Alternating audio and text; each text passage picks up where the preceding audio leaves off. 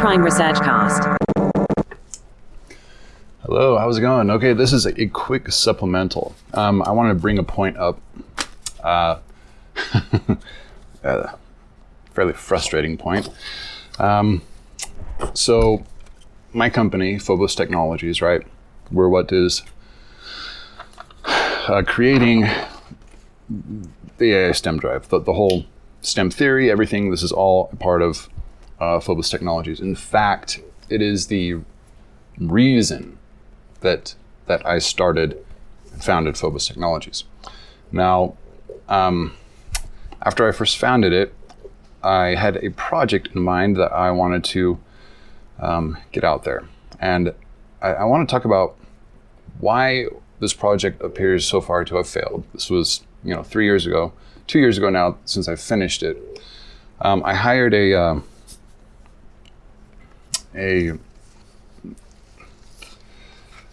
human relations manager, kind of a sales manager, to help me sell accounts for this project that I finished. And I want to make a kind of a point here. There's a saying out there. How does it go? Something like, oh man. Hold on while I look this up, and then we're gonna talk about the financial pressures behind this and why this has happened. Okay.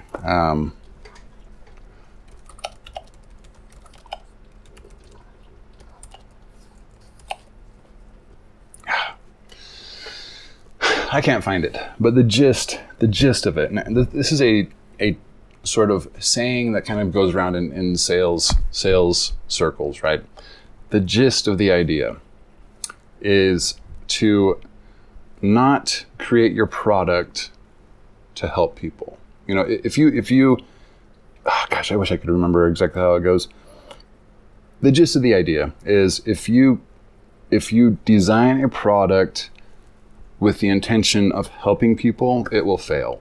If you design a product with the intention of making money, you're more likely to succeed.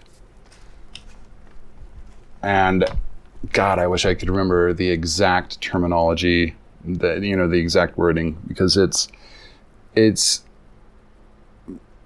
kind of sneaky the way it says it, but it's also so crazy true.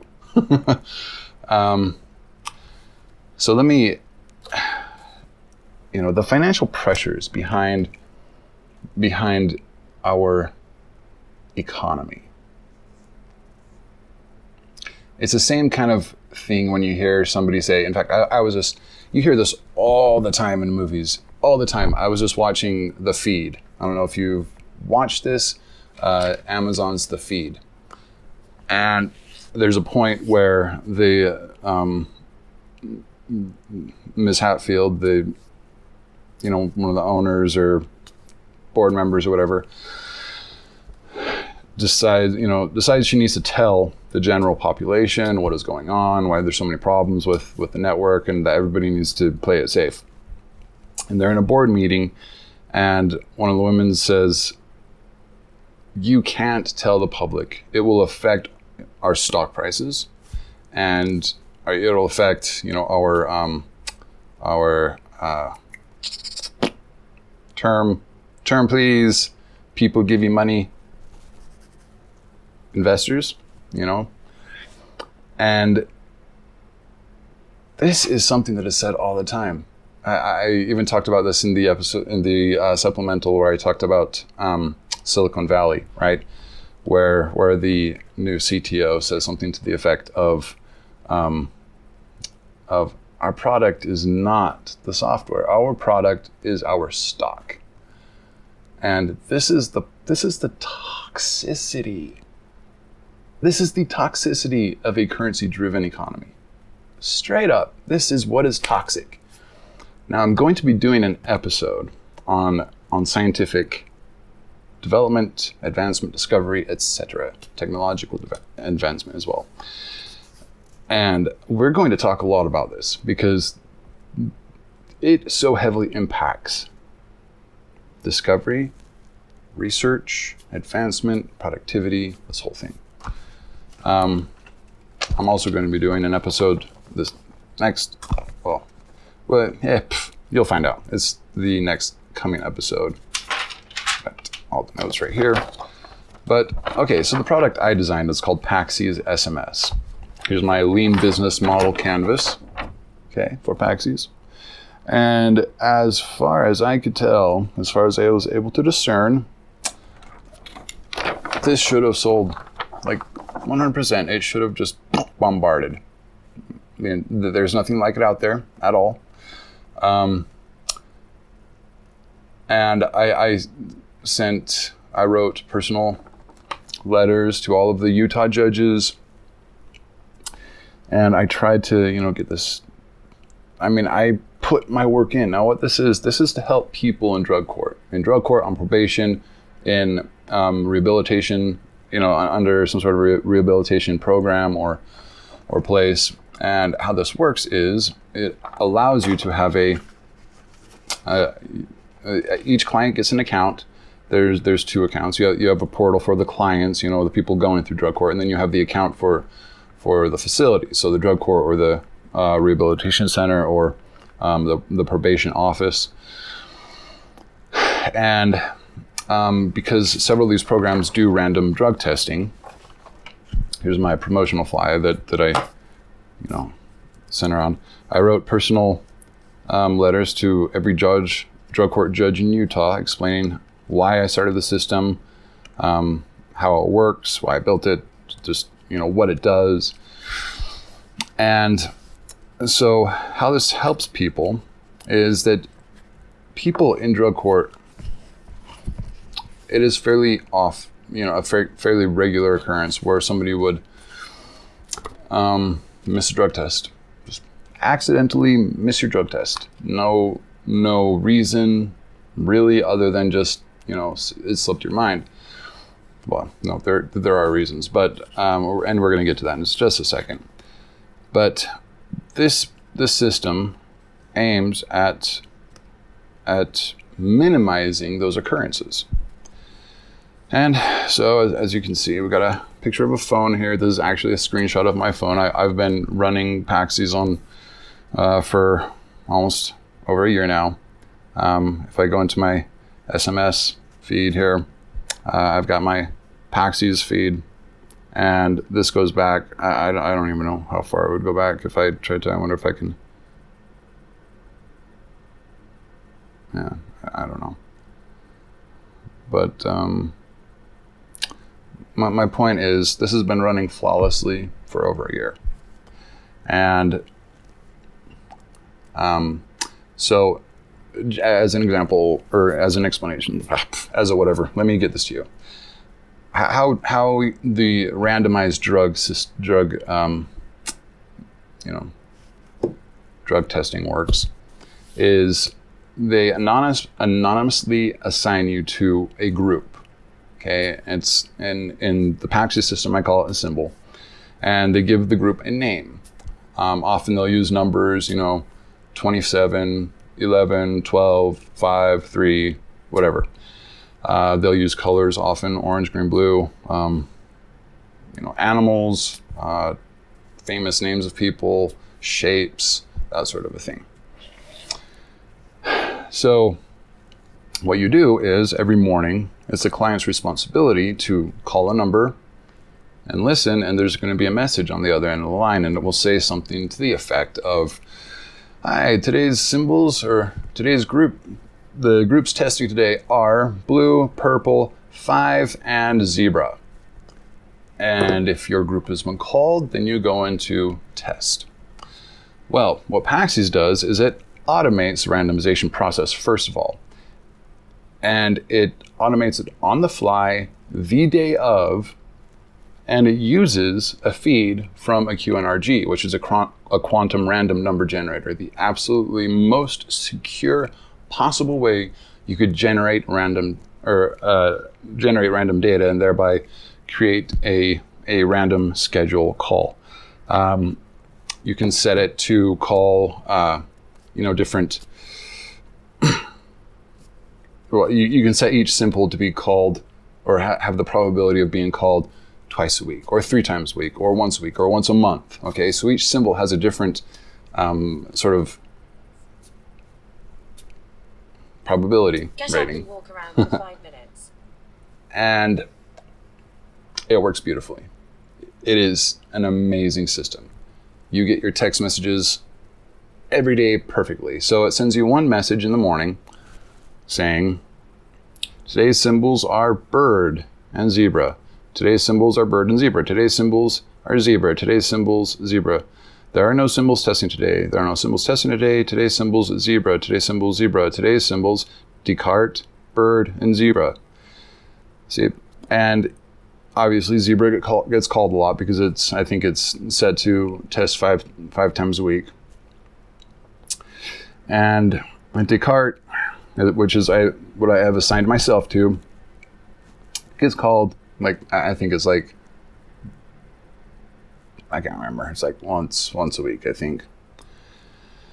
And so on the days that my symbol is called, because the system knows that, I am I am Descartes. I'm one of the, in the group Descartes. I'm also allowed to enter 3 customizable times for 3 extra reminders on that particular day. So on the days that I am, my symbol has been called, I can go in and set, general settings for just generally whenever my symbol gets called. I can set the times where I want my 3 extra text message reminders to be sent to me. So because people in drug court have, I haven't been in drug court for a long time, but people in drug court have,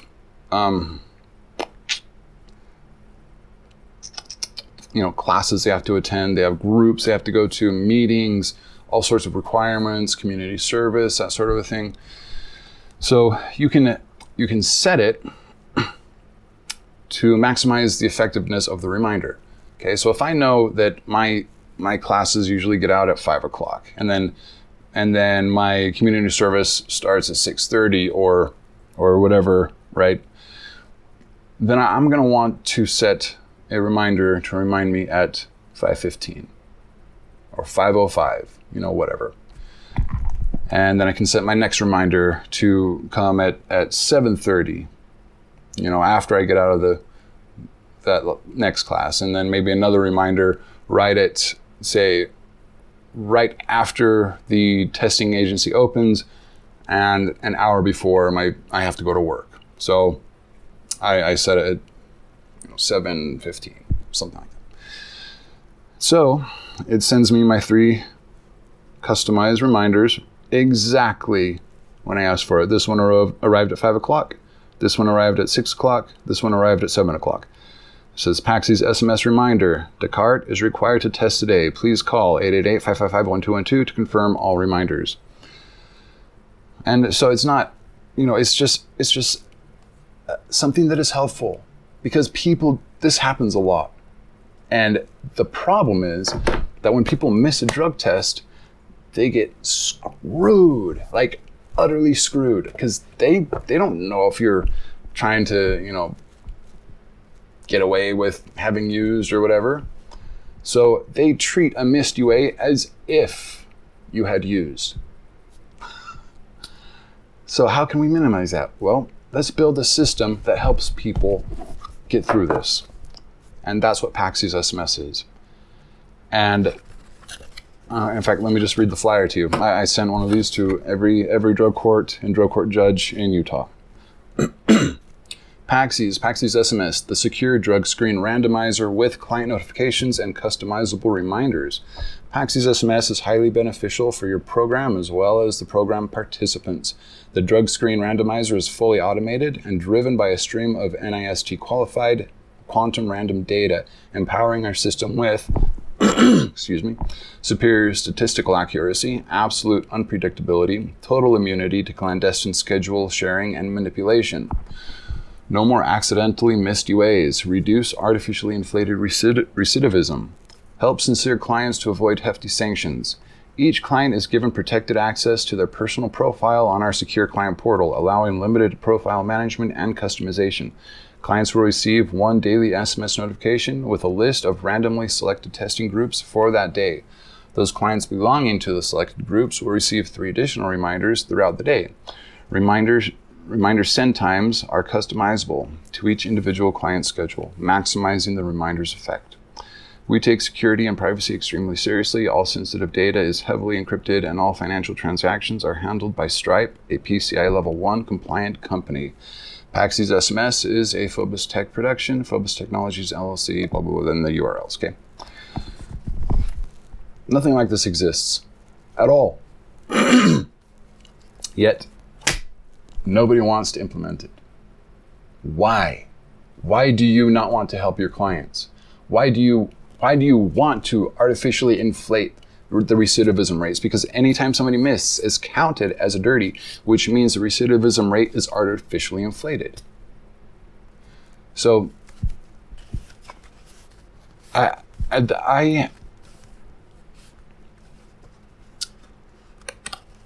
mean, it's obvious that this is due to financial pressures. This is something that needs to happen, okay? This is something that would benefit the courts and their clients.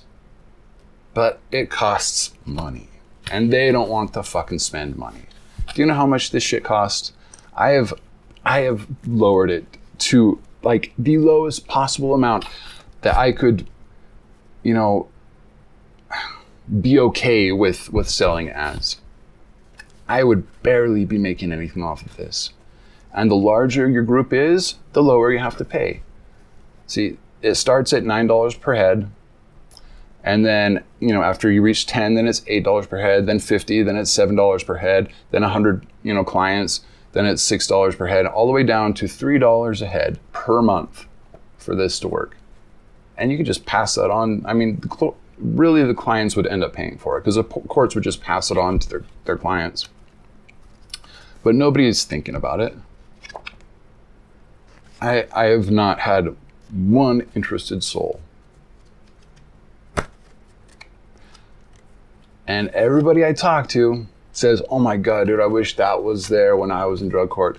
Holy fuck, I wish that existed while I was in drug court. Oh my, that is such a great idea. You gotta sell this to drug court. I tried for a year. I tried to fucking sell it to drug court. And they just, no response. Not even to the judges that I personally knew and had dealt with in drug court. I sent personal letters to every fucking drug court judge in Utah. No response. Anyway, I'm going to give this one more pass, and I'm going to try the East Coast and the West Coast. I'm going to try Florida and California and see if anybody is interested. But I'm just disappointed. Like, I didn't do this to make money. I did this to help people. And I am just dumbstruck. Like, I was so sure they were going to see the value in this and people were going to want to do this. Nothing. Fucking nothing. Not one account. Except for mine. The only account that has been running flawlessly on the system for over a year. Yeah, after, I mean, God hell, dude. The sales rep I hired, you know, bless his fucking soul, dude. He hung in there on 100% commission for 3 months, dude. 3 months. And I cannot fault him for you know, leaving. Then the pandemic hit and just everything went to all hell anyway. But had these crazy financial pressures, had they not existed, had financial budgeting and all this shit not existed, good ideas like this, all the good ideas like this that have failed around the world would be implemented in helping people. You tell me if financial pressures are a good thing. Everything that I have been talking about so far has hopefully just outlined and in big, bold, red outlines and circled and squared and underlined everything wrong with a currency-driven economy. So, sorry, people. This is here for people to use, and nobody wants to use it. Like, how crazy is that? Especially considering the fact I have seen people getting sent back to prison after accidentally missing a UA. Like, I've seen people's lives utterly ruined and reset completely simply because their car wouldn't start, or somebody ended up in the ER, or they just simply forgot to call, or whatever. I've seen their lives utterly ruined because of it. And nobody is willing to lift a fucking finger over this. So frustrating to me, man. I spent a year building this system.